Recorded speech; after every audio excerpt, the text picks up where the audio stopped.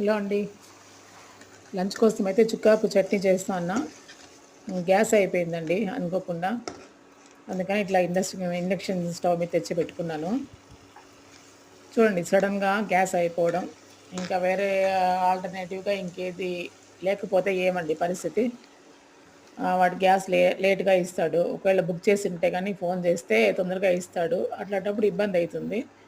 కాబట్టి ఇట్లా ఆల్టర్నేటివ్గా ఇంకేదైనా మనకు ఉండిందనుకోండి, హ్యాపీగా మనం దాని మీద చేసుకునేసేయొచ్చు. చుకాకు చట్నీ అయితే ముందు నా దీంట్లో ఉందండి. అయినా ఈరోజు అనుకోకుండా ఇట్లా గ్యాస్ అయిపోవడం వల్ల మళ్ళీ దీని మీద పెట్టినానని వీడియో చేసిన. ఇంకొక విషయం అండి, ఎప్పుడు సమస్యలన్నీ మనదే అనుకొని బాధపడతాం మనం. మన ఫ్యామిలీలో ఏ చిన్న సమస్య వచ్చినా మన నెత్తికే వచ్చినట్టు బాధపడతాము. అది వద్దండి. సమస్య అనేది ఎప్పుడు సమస్య మన చేతిలో పెట్టుకొని బాధపడినామంటే అది నెత్తిన మోసినట్టు.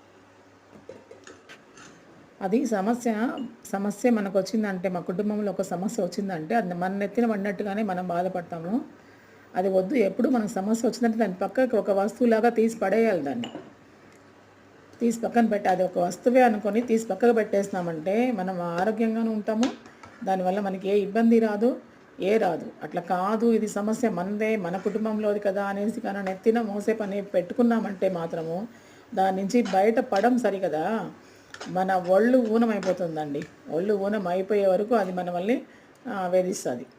కాబట్టి మనకు ఆ సమస్య గురించి ఏ సమస్య వచ్చినా సరే అండి, అది ఒక వస్తువు అనుకొని పక్కకు పెట్టేస్తేనే మనం హ్యాపీగా ఉంటామే కానీ దాని గురించి మనం అస్సలు ఆలోచించకూడదు. అసలు దాన్ని లెక్క చేయకూడదు. సమస్య తీరే టైం వస్తే అదే తీరిపోతుంది, అంతే. అవసరం లేని దాని గురించి ఎందుకండి ఆలోచించాలి మనం, చెప్పండి. అది మన కుటుంబంలో సమస్య కావచ్చు, మన వాళ్ళ సమస్య కావచ్చు, ఎవరిదైనా కావచ్చు. అసలు అనవసరం అనుకున్న దాని గురించి ఎందుకు ఆలోచించాలండి. మనం ఇంత ఆరోగ్యంగా చేసుకుంటాం, తింటాం, అన్నీ చేస్తాం. కానీ ఒక్కదాన్ని మనసులో పెట్టుకున్నామంటే ఎంత నష్టపోతామో, ఎంత ఆరోగ్యాన్ని కోల్పోతామో అది మనకే అర్థమవుతుంది. కాబట్టి అది వద్దండి. నాకు అది కరెక్ట్ అనిపించలేదు. అది నేను ప్రాక్టికల్గా అనిపించాను కాబట్టి నేను చెప్తాను. అవసరం లేదు. సమస్య అనేది తీసి పక్కకు పెట్టేసేయండి. ఒక వస్తువు అనుకొని ఎప్పుడు కూడా మనం హ్యాపీగా ఉందాం. దాని పాటికి అది పోతుంది. అది మోసే వాళ్ళకి ఆ బరువు తెలుస్తుంది, మనకొద్దు. ఓకే అండి, థ్యాంక్ యూ.